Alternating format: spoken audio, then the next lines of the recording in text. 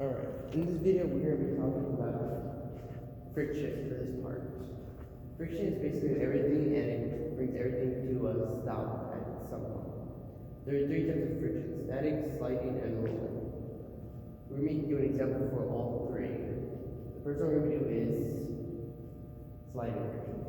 Alright, so I'm gonna roll this volleyball. I'm gonna spin this volleyball on my finger for the first time, and then the second time I'm going to rub my finger across the volleyball while spinning it to imitate sliding friction. Alright, so as you can see, because of sliding friction, the volleyball slowed down, which caused me to drop it because of the lack of spin. And the next one we'll be doing is static friction. Static friction is basically when the two atoms on an object going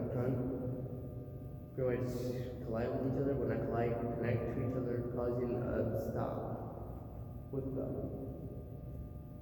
So